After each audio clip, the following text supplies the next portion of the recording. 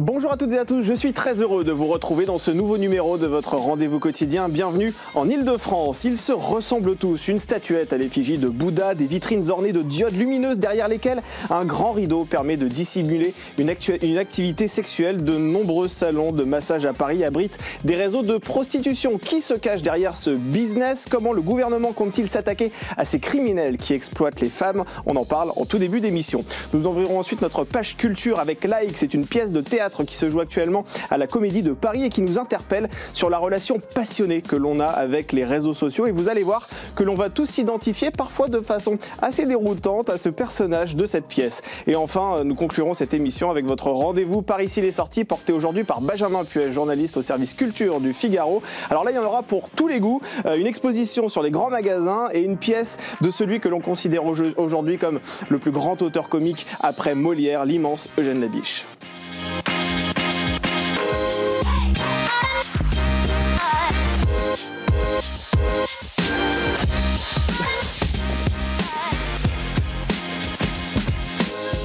Allez, il est temps pour moi de vous présenter les invités qui vont m'accompagner lors de cette première partie. Nadège Hubert, vous êtes journaliste et vous avez écrit ce livre intitulé « À cœur perdu, enquête sur la prostitution des mineurs ». Vous l'avez écrit avec votre collègue Claude Ardide. Bienvenue sur ce plateau.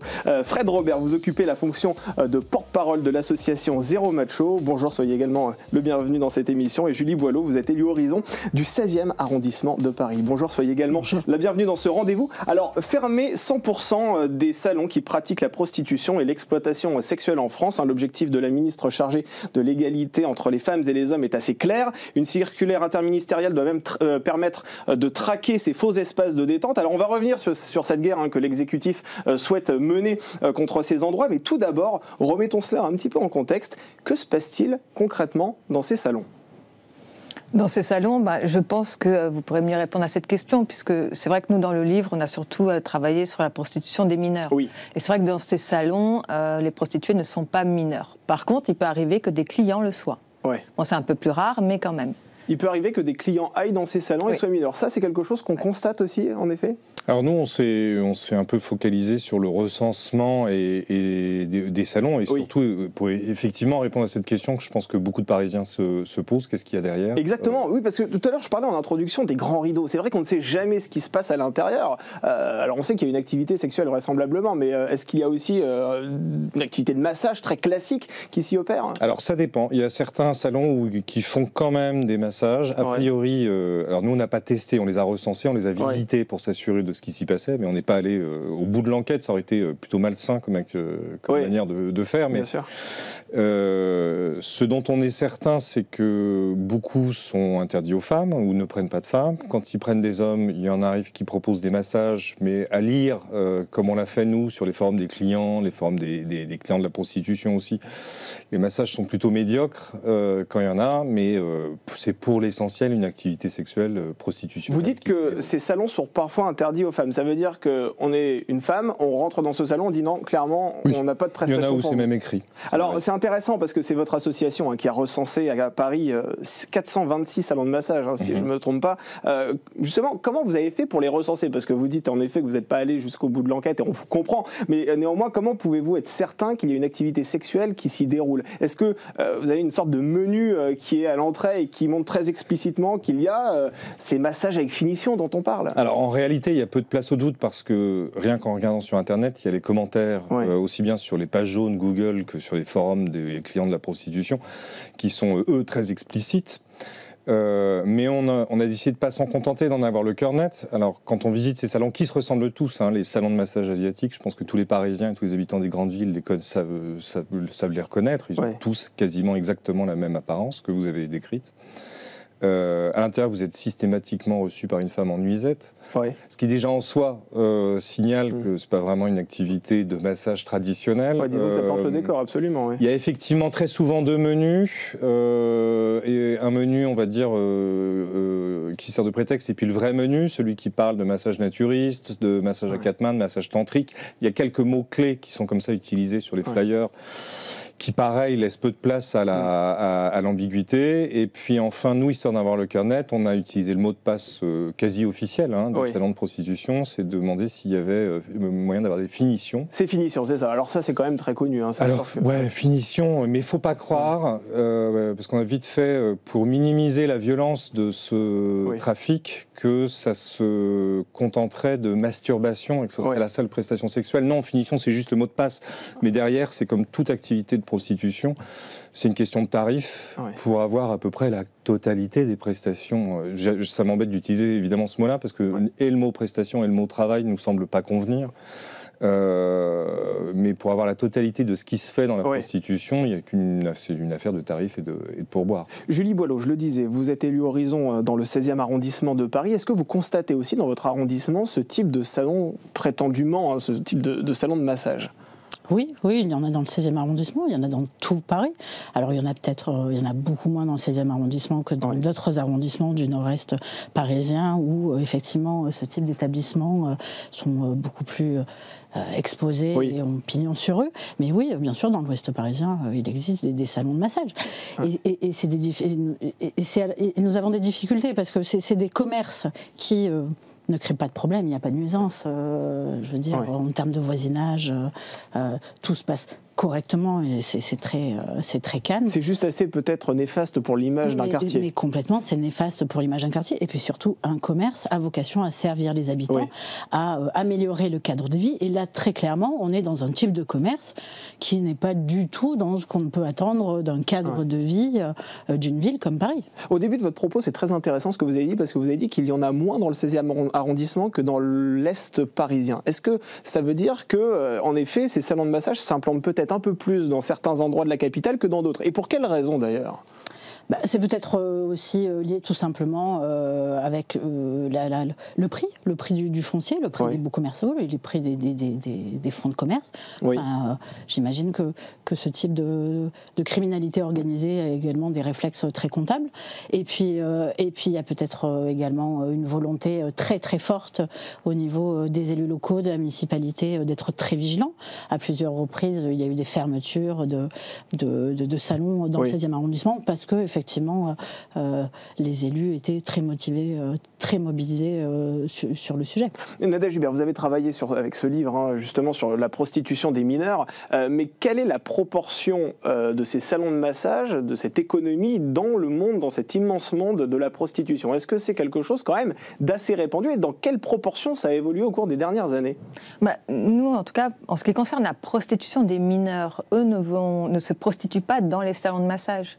Eux, c'est vrai que c'est sur les réseaux, c'est sur Internet, via des Airbnb, mais les salons de massage, finalement, c'est pour une prostitution plutôt donc, de type asiatique, donc cachée, effectivement.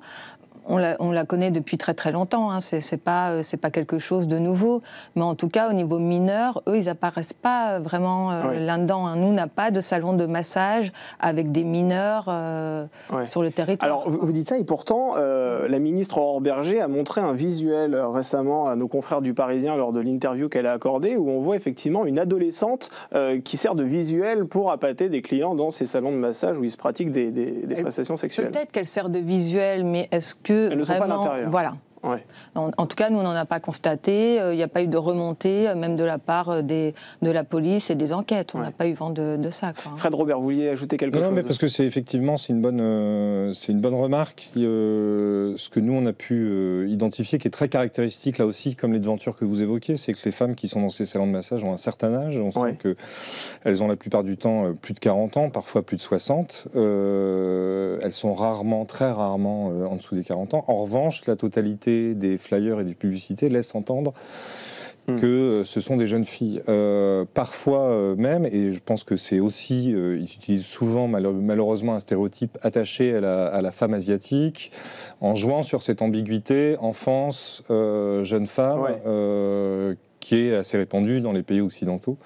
Donc c'est clairement un produit d'appel. Sur les forums de clients, et là aussi j'aime pas ce mot client, mais sur les forums de clients, ils sont explicites, comme dans toute activité de prostitution, c'est la chair fraîche qui est cherchée, c'est la jeunesse. Ils vont se signaler entre eux qu'une jeune vient d'arriver dans tel et tel salon, etc. Donc si elles sont pas mineures, il y a clairement de toute façon une recherche en tout cas de jeunesse. Je vous ai senti réagir, Julie Boileau, ça vous fait froid dans le dos ce type de détails? Oui, écoutez, en tant que citoyenne et en tant que politique, oui, ça fait froid dans le dos.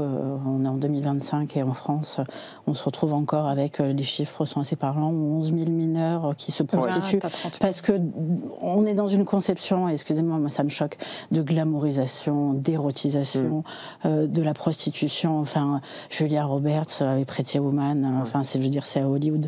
Là, on est dans des situations avec des femmes qui sont brisées à vie, on est sur de la violence, et effectivement, entendre monsieur raconter ce que son association a découvert, entendre madame aussi avec son livre, tout ça, on se dit que effectivement, Aurore Bergé a beaucoup de travail et elle a raison de lancer ce sujet, et j'imagine que la nouvelle haut-commissaire à l'enfance, Sarah El Haïry, aura également à cœur d'aller sur ce sujet de la prostitution. Et puis nous, à Paris également, les élus locaux, on a aussi des responsabilités, c'est-à-dire que ce type de commerce, il y a un moment, il ne faut pas qu'il puisse s'établir. Donc, c'est-à-dire que nous avons la responsabilité d'avoir de la préemption de commerce et tout simplement d'aller cibler les mafias parce que nous n'avons pas le choix, ce n'est pas admissible. Alors j'entends votre colère, et c'est vrai qu'elle est légitime et tout le monde la partage ici, mais on a l'impression quand même que les pouvoirs publics sont assez impuissants face à ce phénomène, parce qu'on se rend compte qu'aujourd'hui, ces salons de massage se multiplient en toute quiétude et qu'il n'y a pas véritablement de répréhension à ce niveau-là. Comment l'expliquez-vous ? Non, la répréhension, il y en a. Après, la criminalité va toujours plus vite. Nous sommes dans un état de droit, il y a une législation. Comme vous le savez, là, actuellement, au Parlement, c'est en train d'être voté un projet de loi narcotrafic, mais qui, en fait, narcotrafic, quand on parle de narcotrafic, il y a la vente de stupéfiants, mais il y a également toutes les activités connexes et accessoires, et notamment le proxénétisme, le blanchiment d'argent, la corruption, font partie de ce qu'on appelle le narcotrafic et de ce spectre haut de la délinquance et du crime organisé. Écoutez, on va voter des dispositifs qui vont renforcer considérablement, notamment à Paris et en Ile-de-France, les pouvoirs du préfet de police. Les maires auront la possibilité également de signaler auprès des préfets des blanchisseuses. On se dote d'un arsenal juridique, législatif fort. Et puis également, au niveau des mairies et notamment de la mairie de Paris, il y a des outils qui peuvent être utilisés. Et là, actuellement, on voit bien que Anne Hidalgo n'utilise pas tout ce qui est à sa disposition. Et c'est ce que dénonce Pierre-Yves Bournazel depuis 2020. Depuis 2020, il dit qu'il y a des solutions.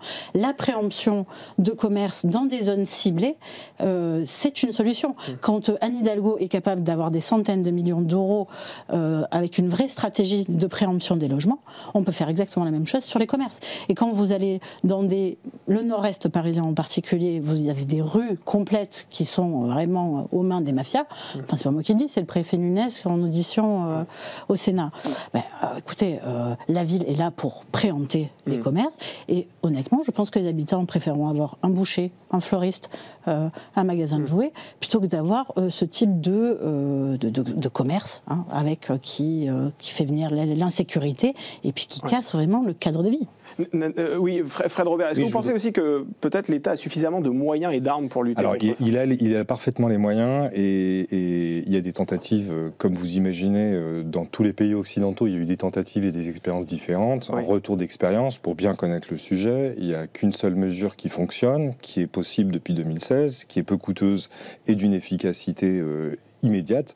C'est ce qu'on appelle la pénalisation des clients, qui est possible depuis 2016, qui n'est absolument pas portée ni par les politiques, ni par les préfets, ni personne, parce que s'en prendre au bon père de famille qui va fréquenter une salon de prostitution, personne ne veut le faire. La police trouve ça honteux, les politiques trouvent ça moins excitant. La police trouve honteux de les amender, c'est ça que vous voulez dire ?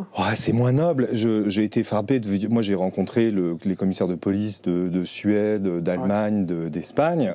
En Suède, c'est plus noble de s'attaquer au trafic d'êtres humains que d'être à la guerre contre le terrorisme ou la drogue. En France, la répression du proxénétisme, l'activité de trafic d'êtres humains est quasi peut se développer dans une quasi-totale immunité. Tout ça parce que personne ne veut s'en prendre au client, qui est le seul truc efficace et qui honnêtement ne coûte rien. Est-ce que c'est efficace, ça aussi, selon vous, Nadège Hubert, de s'en prendre aux clients plus qu'aux têtes mafieuses de Il faut faire les deux. C'est-à-dire qu'en fait, si on veut vraiment combattre la prostitution, effectivement, il faut s'en prendre aux clients, mais aussi à tout le système aussi, donc des proxénètes. Effectivement, les clients, nous, ce qu'on voit en tout cas, bon, pour les clients majeurs, c'est une contravention. Mais par contre, 1500 € d'amende. 1500 € d'amende pour la première fois. Mais c'est plus la honte, en fait, c'est la honte dont ils ont peur, qui dissuade.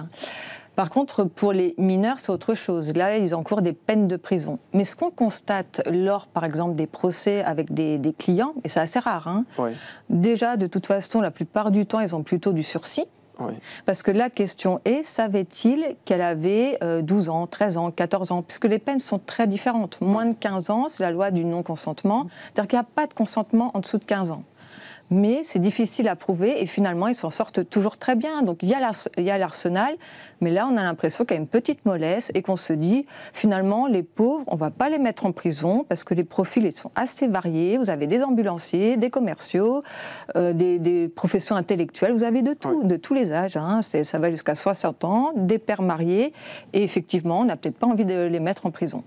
Et qui se cache derrière ces réseaux de prostitution? C'est vraiment la question qu'on peut se poser aussi, parce qu'au-delà de pénaliser effectivement et d'amender les clients, ce que vous dites à l'instant, qui sont ces têtes pensantes de ces réseaux, si j'ose dire? Ces têtes pensantes, mais c'est des mafieux, comme vous le disiez tout à l'heure? Alors c'est des mafieux, c'est articulé avec le trafic d'êtres humains, et c'est souvent effectivement articulé avec d'autres trafics. Pour ce qui est des salons de massage asiatiques, il y en a quelques-uns qui tombent quand même chaque année, très peu. Oui.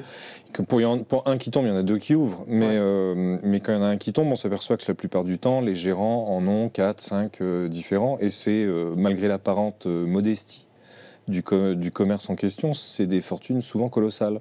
C'est étonnant ce que ça peut représenter. C'est une vraie économie souterraine. C'est une vraie économie souterraine. De toute façon, c'est la particularité de la prostitution et du trafic d'êtres humains dans le monde, c'est qu'il est beaucoup plus rémunérateur que le trafic de drogue ou d'armes. Et beaucoup moins puni, voire pas du tout. Donc il attire énormément de proxénètes, mais évidemment de violence, et surtout il laisse dans son sillage des millions de victimes. Mais on le disait tout à l'heure, c'est vrai que ces salons se ressemblent tous. On a toujours effectivement, vous savez, ce panneau qui inscrit la mention ouvert avec des diodes lumineuses, avec ce Bouddha aussi généralement qui se trouve derrière la vitrine, ces grands rideaux. On a presque l'impression finalement qu'il y a un patron, voilà, que c'est franchisé, c'est vrai. C'est un réseau ou c'est plusieurs réseaux? C'est difficile à dire, parce qu'on parle d'une économie souterraine, mais ce qui est certain, c'est que les femmes qui sont dans ces salons vont souvent passer d'un salon à l'autre. C'est souvent des communautés qui, quand elles sont chinoises, viennent de la même province de Chine. Enfin, il y a des effets clairement de connaissances. Après, moi, je ne suis pas compétent pour savoir si on peut parler d'un réseau unique ou d'une mafia organisée, mais ce qui est évident, c'est que ce sont des entrepreneurs.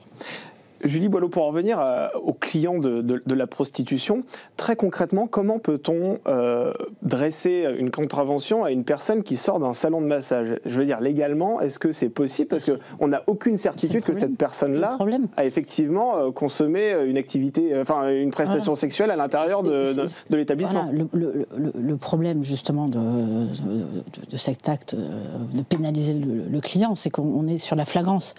Et c'est là où je reconnais que mon voisin, je le trouve dur avec les forces de police, parce que très clairement, là, les policiers, ce qu'il faut, c'est qu'ils prennent en flagrance une personne qui est dans un salon de massage, et on le sait très bien, ils sont fermés, c'est-à-dire que quand vous voulez y rentrer, il faut sonner, il faut attendre qu'on vienne vous ouvrir, tout ça. Donc bon, j'imagine que quand même, la flagrance, c'est quand même compliqué à arriver à prouver dans ces cas-là. Il faudrait forcer la porte et rentrer, dans le salon. Voilà. Et si à ce moment-là, il n'y a personne, où il ne se passe rien, où c'est terminé, vous vous retrouvez très clairement avec des vraies difficultés de procédure.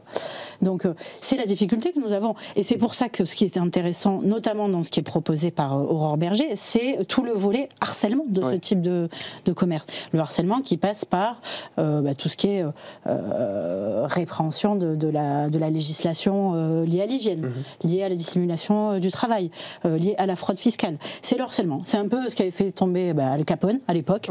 Tout simplement, là, on le met en place, et en harcelant, ça vous permet de trouver des biais de procédure, et de faire fermer ces commerces coûte que coûte, parce que effectivement l'investigation pure et dure pour criminaliser le proxénétisme peut être très compliqué à prouver, et que dans les faits, pour fermer un salon, on peut également passer par le travail dissimulé ou la fraude fiscale.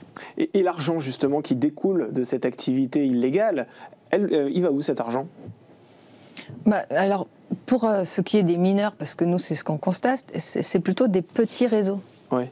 C'est pas forcément des gros réseaux à l'ancienne, vraiment organisés. Mais par contre, ces petits réseaux peuvent être repris par des plus gros réseaux. Mais après, où va l'argent? Ça, c'est de l'argent sale. Ils vont peut-être acheter un commerce pour blanchir. D'où aussi la lutte contre le narcotrafic, parce que ça va aussi ensemble. Hein. C'est vrai que c'est la même chose. Vous avez les armes à chaque fois, vous avez les drogues, et on voit à chaque fois que, par exemple, les adolescentes sont droguées. Il y a la soumission chimique, ça c'est toujours présent. Et puis les armes, la drogue, enfin tout est relié en fait. Donc après, ça part sur les réseaux, peut-être fiscaux, les paradis fiscaux. Ça aussi, il faudrait aussi voir ce côté-là. Donc après, l'argent, c'est assez volatile, quoi. Oui, tout à l'heure, Fred Robert, vous disiez que ces femmes qui se trouvent à l'intérieur des salons de massage et qui sont, on en parlera tout à l'heure, les premières victimes finalement de ces systèmes, ce sont des femmes d'un certain âge. Pourquoi ce ne sont pas forcément des femmes plus âgées, comme on en voit malheureusement dans les rues de Paris parfois? Alors c'est une bonne question, parce qu'effectivement c'est assez frappant et assez propre à la communauté asiatique. Alors moi j'ai un début de réponse, mais encore une fois on n'a pas les moyens de la police qui nous permettraient de faire des enquêtes jusqu'au bout et de remonter au pays. La particularité, et qui est quasi mondiale de la prostitution, c'est que la plupart des personnes prostituées viennent souvent de communautés déjà opprimées dans le pays d'origine. Et c'est une des particularités elles vont être roms en Roumanie, d'une certaine ethnie au Nigeria, etc. Pour ce qui est de la prostitution chinoise à Paris, on s'est aperçu que la plupart du temps, très souvent, elles viennent du nord-est de la Chine. Alors moi j'habite Belleville, je connais bien cette particularité, parce qu'il y a 3 communautés, en gros 3 grandes familles de Chinois en France. C'est la dernière arrivée, c'est un peu les ruraux, même s'ils viennent d'un pays anciennement industrialisé, qui s'est désindustrialisé très brutalement, qui a entraîné localement une grande pauvreté. C'est l'ancienne Mandchourie, le Lianang, c'est à côté de la Corée. Et donc ce sont les passeurs, on va dire, de manière assez cynique, choisissent des mères de famille en leur disant alors tout ça m'est rapporté, hein, encore une fois je me garderai bien de généraliser et de dire. Mais en tout cas c'est un début d'explication. Mais de prendre une maman, de lui dire on va te faire passer en France, on va te trouver un métier qui te permettra de rembourser ton passage. Et c'est une fois qu'elle est en France qu'elle apprend que le métier en question c'est la prostitution, et donc tant qu'elle n'a pas remboursé elle ne pourra pas revoir son enfant. Et c'est trop la honte de dire la vérité à sa famille restée au pays. Donc il y a sans exercer une grande coercition, sans avoir forcément besoin d'une grande brutalité, ce sont des femmes qui se retrouvent en otage d'une situation comme ça. Donc choisir des mamans, c'est quelque chose ce sont des femmes très vulnérables.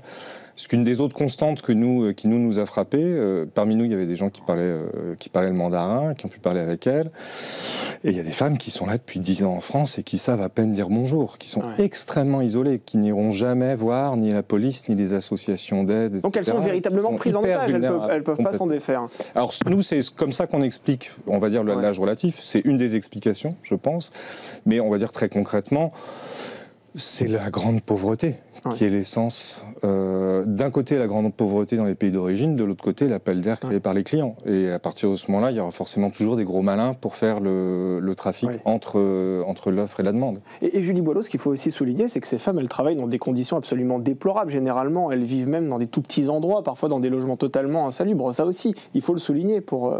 mais on est complètement là dans des situations de violence faites aux femmes, qu'elles soient physiques, psychologiques, mentales, avec des pressions... comme disait monsieur, sur leur famille, sur leurs enfants. Et dans ce qui était décrit, on se retrouve avec exactement la même façon de procéder sur les communautés venant d'Europe de l'Est ou africaines. On prend toujours des femmes qui ont l'espoir d'améliorer le niveau de vie de leur famille restée au pays, de leurs enfants, de les protéger, qui se retrouvent dans des pays étrangers, isolés, pris en main par des mafias, dépossédés de leurs papiers, dépossédés de leurs droits, dépossédés de leur dignité, dépossédés absolument tout. Et je crois qu'il est vraiment impératif que la France, que nous soyons capables de les prendre en charge, de reconnaître qu'elles sont des victimes, de reconnaître leurs souffrances, d'arriver à les extraire, d'arriver à les mettre dans des établissements, parce que quand on est fracassé comme ça par la vie, c'est quand même très difficile de pouvoir se réinsérer rapidement dans le monde du travail et retrouver une vie normale. Donc oui, il y a beaucoup de travail pour nous, les élus, pour les associatifs, pour tous, très clairement. Et merci à tous ces lanceurs d'alerte qui arrivent à obtenir un certain nombre d'informations et à mettre la lumière sur des destins qui sont fracassés. Ah oui, en tant que femme, ça nous heurte. Ça vous heurte forcément. Et c'est vrai, Nadège Hubert, avant même que ces femmes ne deviennent des victimes, est-ce qu'il ne faudrait pas justement traiter le problème à la racine et peut-être envisager aussi davantage de coopération internationale? Parce que dans tous les échanges qu'on vient d'avoir jusque-là, on se rend compte que le problème n'est pas simplement dans le 9e arrondissement, dans le 16e. Le problème, il est mondial finalement. Il est entre la Chine et la France presque, avec ces femmes effectivement qui viennent de très loin. Est-ce qu'il ne faudrait pas justement faire en sorte que ces femmes soient déjà protégées là où elles sont? Mais le problème, c'est que nous, on ne peut pas gérer ce qui se passe dans les autres pays. C'est-à-dire qu'en France, c'est vrai que nous sommes abolitionnistes, mais tous les pays ne le sont pas. C'est-à-dire que là, on parle d'esclavage. Donc sur ce plan-là, c'est vraiment difficile, même si au niveau européen, on essaye quand même, et les choses sont en train vraiment de bouger sur la question de la prostitution, mais au niveau international, c'est compliqué. Par exemple, si on parle des réseaux sociaux, des sites où il y a beaucoup de prostitution, donc de mineurs, il y a aussi des majeurs et des mineurs. Pour faire fermer un site, c'est compliqué. Ouais. Coco, ça a été un exploit. Hein. Mais par exemple, maintenant, vous avez Sex Model. Mais sauf que si jamais le site est hébergé en Europe, il faut voir avec les autorités au niveau de l'Europe. Si c'est à l'international, il faut voir à l'international. Donc ça complique, ça prend du temps. Les législations sont différentes. C'est ça. En fait, il faut vraiment trouver le moyen de lutter contre ça au niveau international, c'est vrai. Mais comment mettre tout le monde sur la table et que tout le monde soit d'accord, ça, par contre, il faut beaucoup de négociations et de coopération. Et ces salons de massage illégaux en France, est-ce qu'on observe le même phénomène, par exemple, dans un pays comme l'Allemagne où la prostitution est légale? Est-ce que c'est mieux encadré? Est-ce que c'est peut-être exercé dans des conditions meilleures? Alors, un des constats que nous on fait en essayant effectivement de mesurer les conséquences des lois, des différentes lois qui ont pu passer dans des pays comparables à la France. Et effectivement, l'Allemagne, c'est pour nous le contre-exemple. Cette volonté pour contrôler le trafic illégal, de réglementer le trafic, a plutôt justement accentuer et alimenter le trafic illégal, curieusement, de manière un peu contre-intuitive. Ouais.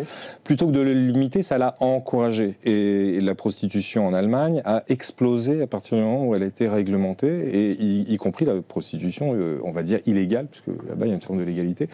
À l'inverse, les pays comme la Suède, qui, avant la France, ont adopté un pays abolitionniste qui consistait à considérer que c'est le client, le délinquant, et qu'il faut lutter contre le trafic d'êtres humains, ont vu la prostitution illégale et les réseaux se détourner de ces pays-là. Et donc, en première analyse, enfin même toute analyse confondue, les mesures les plus efficaces sont plus la lutte que la réglementation. Alors ça, c'est assez étonnant, j'avoue que Oui, c'est assez contre-intuitif par rapport à ce qu'on pourrait croire. Oui, donc en fait, légaliser la prostitution ne veut pas forcément dire que les femmes seront forcément mieux traitées, qu'elles vont travailler dans un cadre beaucoup plus respectueux. Pas du tout, en réalité, ça va peut-être même booster la prostitution illégale. Ouais. Ça, c'est effectivement... Par exemple, aux Pays-Bas, dans les vitrines, vous avez plein de femmes qui ne sont pas originaires du Pays-Bas. Oui. Donc ça permet justement dans les pays peut-être africains de faire tout un parcours pour mettre ces femmes-là dans les vitrines, et elles sont pas des Pays-Bas, et là c'est de la traite. Donc oui, pour eux c'est une aubaine pour ces pays-là, pour les réseaux. On leur permet justement de prostituer ces femmes. À l'inverse, les pays qui ont adopté une politique abolitionniste il y a plus de 10 ans ont vu que les réseaux d'eux-mêmes se détournaient en se disant on va pas aller dans un pays où c'est compliqué, on va continuer à aller, on va plutôt mettre le paquet dans les pays où ça passe. Absolument. Faut encore imaginer, et moi je le constate étant devenu militant sur le sujet depuis près de 20 ans, qu'on part d'une situation, et je pense que l'affaire Pellico, comme l'affaire Le Squarec, etc., le montrent, où il y avait une grande acceptation et un grand fatalisme de l'opinion publique, jusqu'à il y a encore pas si longtemps. Finalement, MeToo est assez récent et a contribué à ce qui était avant, on va dire, presque accepté. Je dis pas approuvé, je dis accepté, nous semble aujourd'hui très choquant. Enfin, je pense qu'on a tous ressenti ça quand on voit les faits divers, en se disant mais c'est fou, ça a tenu pendant 20 ans, ces activités de prédateurs sexuels qui durent pendant des années. Mais en fait, on en connaissait, il y en a dans toutes les familles, il y en a dans toutes les entreprises, et puis d'un seul coup, peu à peu, grâce à MeToo, on se retrouve à être de plus en plus choqués, alors que moi, je suis de la génération qui l'acceptait, qui avait grandi avec, ça faisait partie du paysage, et la prostitution, et le harcèlement sur le lieu de travail, et la brutalité domestique. Et là, d'un seul coup, ça devient intolérable. Donc, il y a quand même des changements de l'opinion publique grâce à des prises de conscience qui sont très récents, et qui expliquent aussi le fait que ces phénomènes perdurent encore, parce qu'ils ont une grande acceptation dans d'autres pays. Vous êtes d'accord avec ça aussi Ah oui. Oui. Mais je me dis c'est surtout la libération de la parole. Et que, voilà, qui prend du temps, mais qui existe. Voilà. Et puis maintenant, les femmes, globalement, crient beaucoup plus fort peut-être pour se faire entendre. Mais non, ça n'a jamais été acceptable, ni aujourd'hui, ni hier. Voilà. C'est juste que c'était tu. Oui. Voilà, et que les femmes n'étaient pas entendues. Là, la parole de la femme et des victimes, parce qu'il n'y a pas que des femmes qui sont victimes, est mieux prise en compte. Et oui, grâce à MeToo. Et pour venir en aide à ces femmes qui sont emprisonnées dans ces salons de massage, est-ce que la solution ne viendrait pas aussi parfois des citoyens? Je vous pose cette question parce que je ne sais pas si vous vous en souvenez, mais dans le 9e arrondissement de Paris, il y a quelques années de ça, il y a plusieurs citoyens qui s'étaient rassemblés afin de coller sur la devanture des salons de massage nos massages, pour expliquer très bien et pour montrer finalement sur un principe de name and shame que finalement dans ces salons-là, il n'y avait pas de massage traditionnel qui s'y opérait, mais plus une activité de prostitution. Est-ce que ça, on peut l'encourager par exemple ? On peut l'encourager, mais pour moi, déjà on a considéré qu'on a perdu. C'est-à-dire qu'il faut que ça soit l'état de droit, la loi, la règle qui prime. Alors oui, effectivement, qu'il y ait des collectifs citoyens qui soient en amont parce qu'ils ont connaissance, parce que voilà, ils savent ce qui se passe, parce qu'ils sont aux premières loges. Il y a des collectifs associatifs aussi qui arrivent à faire un travail juste extraordinaire. Mais on doit quand même rester sur la règle de droit, l'état de droit qui doit défendre un certain nombre de valeurs. Enfin, je veux dire, se battre contre la prostitution, lutter contre le proxénétisme, contre le crime organisé, pour avoir un cadre de vie pour l'ensemble des familles qui soit acceptable. Enfin, c'est juste quelque chose, c'est juste vivre en démocratie et vivre dans un état de droit. Merci à tous les trois d'avoir été autour de cette table. Nadège Hubert, je rappelle le titre de votre livre, À cœur perdu, enquête sur la prostitution des mineurs, que vous avez donc coécrit. Merci beaucoup d'avoir été sur ce plateau. On poursuit cette émission avec une pièce de théâtre sur un mal qui nous consume à petit feu.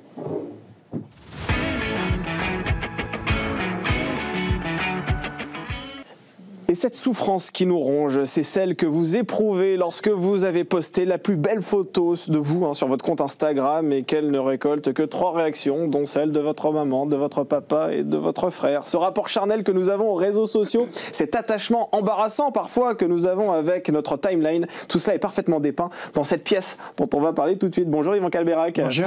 Bonjour Lison Pennec. Bonjour. Soyez les bienvenus tous les deux. Merci. Sur ce plateau. Alors j'ai adoré votre pièce Like. Alors Yvan, je rappelle quand même que vous êtes l'auteur et le metteur en scène de cette pièce de théâtre qui se joue actuellement à la Comédie de Paris. Disons que vous interprétez Lou, qui est le personnage principal de cette œuvre.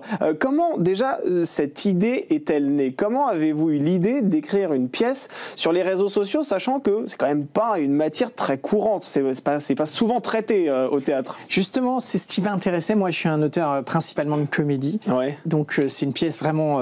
a priori, j'espère très drôle.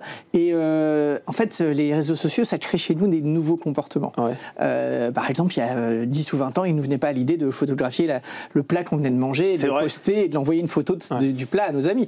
Et donc, on a tous des nouveaux comportements. Ouais. Et ces nouveaux comportements, en fait, pour un auteur, c'est de la matière à comédie. Ouais. Donc, voilà, je suis parti là-dessus. Et c'est vrai qu'il y a quand même quelque chose de très ridicule avec les réseaux sociaux. Disons, non, je vous pose une question très personnelle, mais c'est vrai que prendre en photo son plat de pâtes, c'est quand même assez ridicule, non? Oui, en même temps, il y en a tellement qui le font que je défie tout le monde. Pardon si vous le faites. Voilà, je me dis, si pas être insultant, attention. Je suis en train de me dire, si ça se trouve, je l'ai fait en fait. Donc, moi, je peux plus. Moi, j'ai jamais fait, c'est pour ça que j'en parle en toute décontraction, vous voyez. Non, mais c'est une façon aussi de raconter sa vie, de mettre en scène sa vie. C'est aussi une façon de raconter le storytelling un petit peu de sa propre vie pour raconter à quel point elle est cool, elle est chouette, elle est fun. Oui, parce qu'il y a quelque chose de très touchant en même temps là-dessous. Il y a une quête d'amour. Le personnage que joue Lison, c'est une fille qui manque de confiance en elle, qui est très complexée au début de la pièce et qui n'est pas du tout sur les réseaux et qui dit moi, rien que l'idée de poster une photo de moi sur les réseaux, ça me terrifie. Ouais. Et finalement, elle va le faire parce qu'elle est contrainte professionnellement de se créer un compte pour avoir des élèves dans ses cours de yoga. Oui, absolument. Et elle va y prendre goût. Et c'est ça qui est intéressant, c'est qu'en fait, même quelqu'un qui est complètement rétif aux réseaux sociaux peut y prendre goût. Et parce qu'en même temps, ça apporte quelque chose, les réseaux. C'est pas que mauvais, c'est hyper... ça fait du bien aussi, quelque part. C'est vrai, ça stimule des hormones dans notre cerveau. Enfin, voilà. Alors, on a la chance d'avoir quelques images de votre pièce, donc je vous propose de les découvrir et on y revient juste après. Mais c'est pas du tout mon truc, les réseaux sociaux, je sais pas me mettre en avant comme ça. D'accord, c'est ton droit. Et moi, mon droit, c'est de te dire que je ne peux pas te garder. T'es pas sérieux? C'est dingue quand même que Marianne, elle ait 180 likes et moi 0. Peut-être que les gens te like, mais que ça enregistre pas leurs likes. Il n'y avait pas de réseaux sociaux, on se rendait pas compte qu'on ressemblait à rien. Je plaisais quand même à des garçons. Parce qu'ils avaient pas le choix. On va faire du contouring. C'est une technique de maquillage qui va nous aider à cacher ses grosses joues. C'est pas trop sexy le décolleté? La plus bas, c'est le nombril, hein, donc... Vends une histoire. Le monde est affamé d'histoire.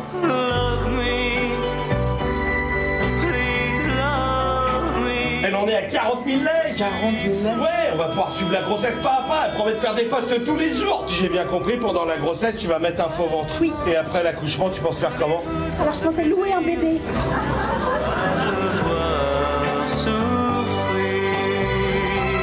Ça s'est pété. Oh là là, j'ai tout raté. J'ai raté ma vie. Alors c'est la merde.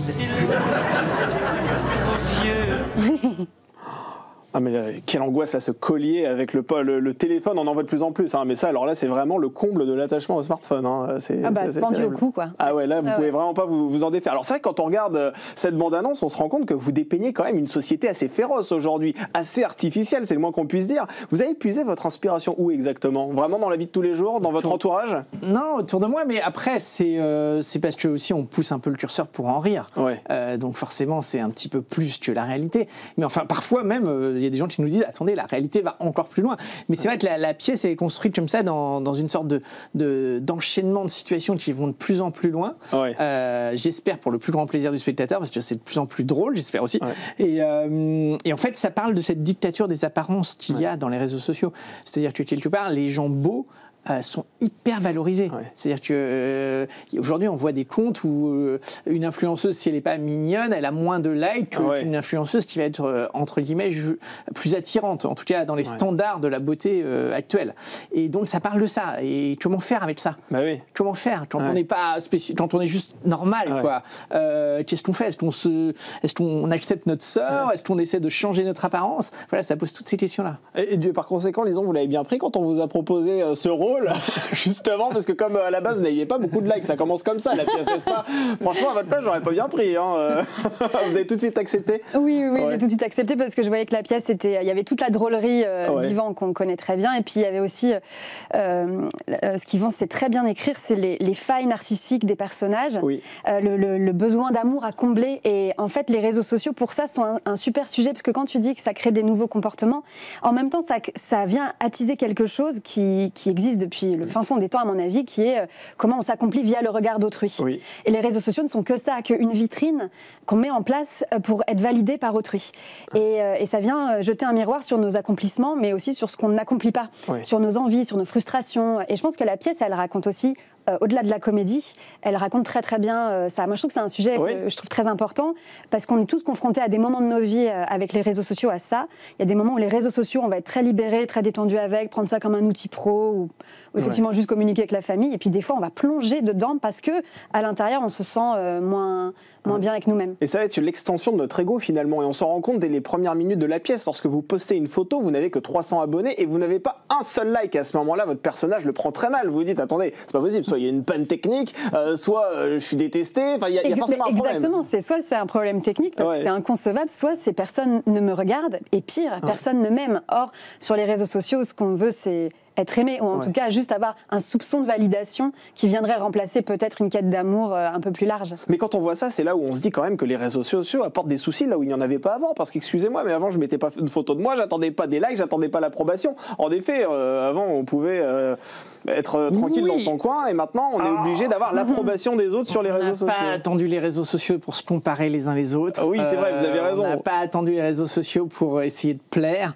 On n'a pas attendu ça peut exacerber certains comportements, mais finalement, c'est des thèmes qui sont universels. D'ailleurs, à la fin, il y a une citation de Montesquieu qui montre qu'en fait, on est là-dedans depuis la nuit des temps, en fait, dans l'approbation, dans la séduction. On a tous envie de plaire, on a tous envie d'être aimés, et les réseaux sociaux sont devenus un nouveau terrain pour l'être. Mais au fond, c'est l'histoire parce que c'est l'histoire de Lou, c'est aussi l'histoire de son couple, c'est l'histoire d'amour. Cette fille, son père, elle s'est pas occupée d'elle, il est parti quand elle est née. Ça crée ce besoin d'amour. Et voilà, et ça se retrouve comme un miroir. En fait, les réseaux sociaux sont un miroir de nous-mêmes, grossissant, déformant. Mais finalement, c'est l'humain qui est dans les réseaux sociaux. Je veux dire, c'est ce qui est assez terrible d'ailleurs, c'est que cette pièce, c'est quand même une caricature de la société dans laquelle on vit actuellement, et pourtant, à bien des égards, on se reconnaît vraiment dans votre personnage, et c'est ça qui est déstabilisant quand on regarde votre pièce, c'est qu'on se dit qu'en théorie, ça doit être une caricature, et pourtant, on s'est tous à un moment donné réveillé un matin en regardant son téléphone, en se disant, tiens, combien de likes j'ai? Oh, j'en ai que 20, c'est quand même pas fou. À la base, c'est une caricature, mais en vérité, c'est ce qu'on vit, nous, au quotidien aussi, c'est ça qui est fou dans cette histoire. Et c'est ce qui peut être un peu douloureux d'ailleurs quand on regarde votre pièce, je dois vous l'avouer. Ah oui, il y a un petit peu dérangeant, mais en même temps, c'est jamais moralisateur. Non, c'est vrai. C'est une pièce où on juge personne. Je voulais surtout pas faire la leçon où j'utilise trop votre téléphone. Non, c'est pas l'idée. L'idée, c'est d'en rire. Par moment, de se questionner aussi. Est-ce que c'est comme ça que j'ai envie d'être finalement? Parce qu'il y a des choses qu'on fait maintenant sans y réfléchir. C'est vrai. Et là, c'est juste l'occasion d'y réfléchir un peu, mais surtout d'en rire. Parce que c'est avant tout, normalement, une franche rigolade. Et lisons, c'est l'évolution de votre personnage qui est assez incroyable. C'est-à-dire qu'au début, vous méditez, vous êtes dans le yoga, et à la fin, on vous reconnaît plus. Comment il évolue ce personnage au fil de la pièce? Nous-mêmes, on l'a fait évoluer au fur et à mesure des répétitions. On a poussé un petit peu le côté, j'allais dire complexé, mais c'est pas tant ça, c'est qu'elle n'a pas besoin des réseaux, elle est en couple, elle n'a pas besoin de se mettre en valeur tous les matins, de se maquiller, elle va à ses cours, elle vit avec son chéri, tout va bien. Oui, elle manque un peu de confiance en elle. Elle manque un peu de confiance en elle, elle est assez introvertie, assez pudique, etc. Et on a poussé ce point de départ-là pour que justement la transformation soit de plus en plus éclatante, parce qu'elle va commencer par aller chez le coiffeur, puis comme on l'a vu dans la bande-annonce, aller chez le chirurgien esthétique, faire 2-3 petites choses, et on va pousser un petit peu, mais et dans le comportement, enfin dans le physique, mais dans le comportement aussi, c'est-à-dire qu'elle va gagner en confiance, elle va le dire à un moment, c'est-à-dire qu'on essaye aussi de raconter comment les réseaux peuvent à un moment peut-être aider aussi, ou en tout cas donner suffisamment de confiance à quelqu'un qui pourrait en manquer. Il y a cette ambivalence-là, et elle va gagner ce comportement, quitte à malheureusement aller un petit peu loin à un moment donné. Et une vraie question, on pourrait disserter là-dessus 2 heures, mais est-ce que vous pensez que les réseaux sociaux nous permettent d'avoir plus confiance en nous? Au contraire, ça a tendance peut-être même parfois à l'inhiber. Je crois que ça peut être les deux. C'est ça qui complète, ça peut être les deux. Et on voit bien dans le personnage qu'il se passe les deux. C'est-à-dire que quelque part, à un moment, elle dit, tu comprends pas que tous ces likes, ça me donne toute la confiance dont j'ai toujours manqué. Elle dit ça à son copain. Et là, on comprend que ça lui fait du bien. Et à un moment, c'est un outil, en fait. C'est quand même un marteau. Vous pouvez planter un clou, vous pouvez vous taper sur le doigt. On peut se faire du bien, on peut se faire du mal. Exactement. Comment on l'utilise. Et quelle serait la morale de cette pièce? Il y en a une, vous l'avez dit, elle n'est pas moralisatrice, et je vous le confirme pour l'avoir vue, elle ne l'est pas du tout. Elle est drôle, et c'est vraiment là-dessus que vous misez. Mais si malgré tout, il y avait un message à faire passer dans cette pièce, ce serait lequel? Ce serait les réseaux sociaux, c'est bien, mais attention, ça peut aussi vous manipuler quelque part, c'est ça? C'est vrai qu'on est un peu fasciné par cette nouvelle technologie et qu'il faut peut-être parfois faire attention. Après, c'est surtout un message de commencer par s'aimer soi, même si c'est un peu bateau et qu'on voit ça dans le développement personnel beaucoup, mais malgré tout, c'est l'idée, c'est un personnage qui s'aime pas assez et c'est pas en cherchant une validation extérieure qu'on va en fait guérir ce problème intérieur. C'est essayer de prendre soin de soi, guérir un peu ses blessures intérieures, parce que sinon, en allant chercher absolument à l'extérieur, ça va faire que les exacerber en fait. Et lisons à titre personnel, quel rapport vous entretenez vous avec les réseaux sociaux? Quand on est comédien, on se dit qu'on fait de la scène, on fait de l'image parfois, ça veut dire que c'est votre outil de travail, donc quelque part vous avez besoin de le promouvoir peut-être sur les réseaux sociaux. Est-ce que vous avez une utilisation intense de ces outils? Intense, je sais pas, au niveau de mon activité. Par contre, ce qui est sûr, c'est que les réseaux sociaux sont un gros révélateur de ma santé mentale et de ma confiance quand elle est à plein, on va c'est-à-dire je n'ai pas besoin des réseaux sociaux, ou surtout les réseaux sociaux ne me font pas souffrir, c'est-à-dire je souffre pas de ce que font les autres, de ce qu'accomplissent les autres que moi j'accomplirais pas. Pour moi c'est plus ça la faille. Et il y a des moments où c'est plus fragile, on ne sait pas pourquoi, et au contraire le Instagram va devenir un peu plus douloureux, un peu plus, ça va venir vraiment piquer à des endroits plus personnels. Ah, tout le monde est heureux sauf moi, quoi. C'est ça. Ouais. Il a fait ça et pas moi. C'est vite ce que ça peut nous renvoyer. Alors que tout ça est une immense pièce de théâtre aussi, les réseaux sociaux avec ces filtres, etc. Exactement. Bon, merci en tout cas à tous les deux d'avoir été autour de cette merci. Yvan Calberac, vous êtes l'auteur et le metteur en scène de Like, c'est cette pièce qui se joue actuellement à la Comédie de Paris. Et Lison, vous interprétez le personnage principal, l'héroïne, qui nous interpelle et, comme on l'a vu, qui nous effraie aussi un petit peu parfois par cette vérité qui nous arrive en pleine tête. Merci à tous les deux d'avoir été autour de cette table et on poursuit cette émission avec la dernière chronique par ici les sorties.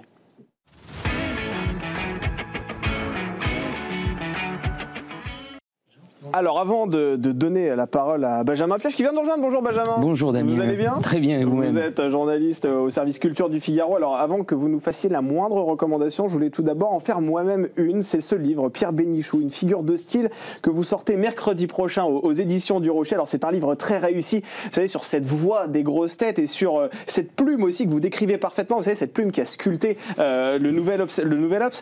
C'est votre premier livre déjà C'est le premier livre. J'imagine votre émotion parce que c'est dans une semaine. Absolument. Il faut l'acheter absolument. Ouais. C'est plus court que Proust, plus drôle que la Bible. Franchement, si vous n'avez aucune raison de ne pas l'acheter, non.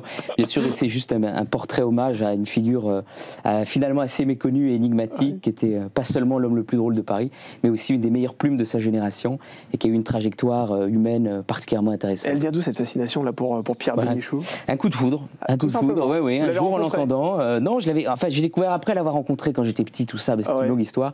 Mais un jour, je l'ai entendu à la radio, je me suis dit, mais qui est ce personnage beaucoup plus drôle, intelligent, curieux, enfin voilà, j'ai été curieux, j'ai voulu comprendre, et voilà où ça m'a entraîné. Pierre Bénichou, une figure de style, donc c'est la semaine prochaine et on vous le recommande. Alors vous avez aussi des recommandations à nous faire. Vous avez décidé de vous pencher aujourd'hui sur un endroit où les touristes du monde entier se pressent lorsqu'ils visitent la capitale. Tout à fait. Je vous laisse la parole.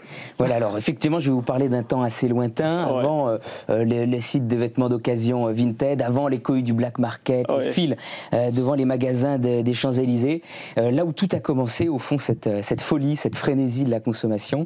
Il s'agit des grands magasins, des galeries Lafayette au printemps, du BHV au Bon Marché.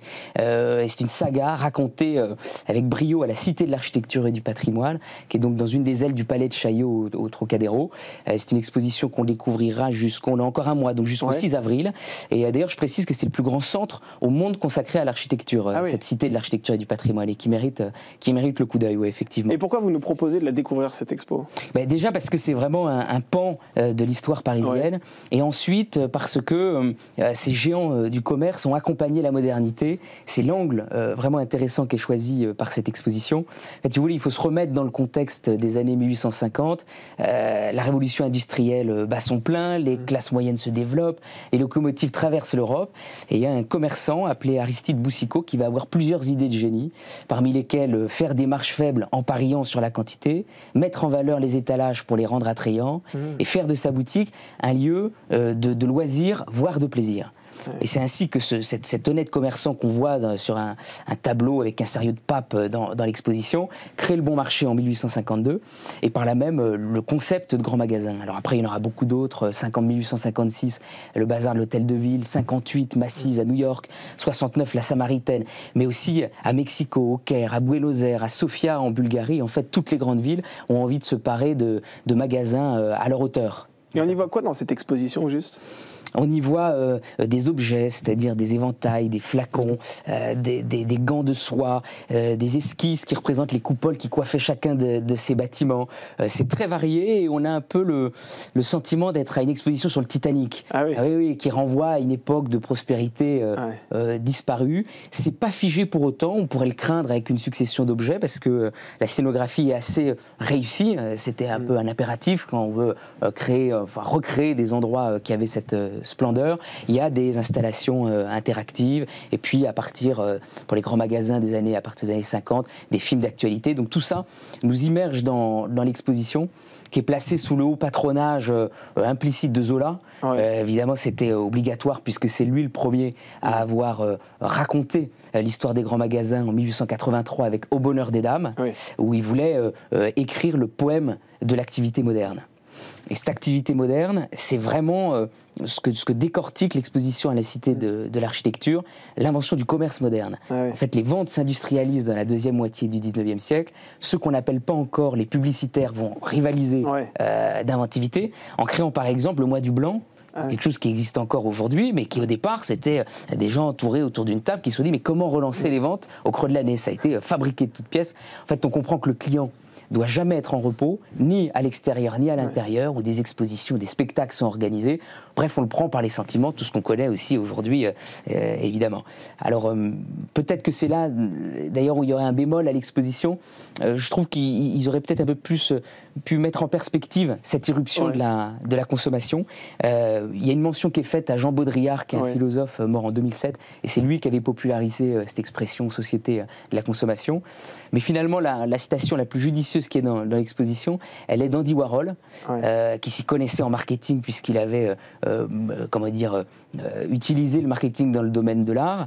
Et il avait dit, un jour, tous les musées deviendront des grands magasins et tous les grands magasins deviendront des musées. Et pour cette seconde partie, en tout cas, il a plutôt vu juste. C'était ça leur destin, finalement. Mais au moins en partie. C'est-à-dire que si on rembobine rapidement l'histoire des grands magasins, après leur triomphe, ils sont tombés un peu en désuétude dans les années 30, puis après-guerre, ils sont revenus en position de force en s'adaptant notamment à la révolution du prêt-à-porter, et après ils ont dû faire face à la concurrence des centres commerciaux, puis plus récemment d'Internet, une concurrence évidemment solide.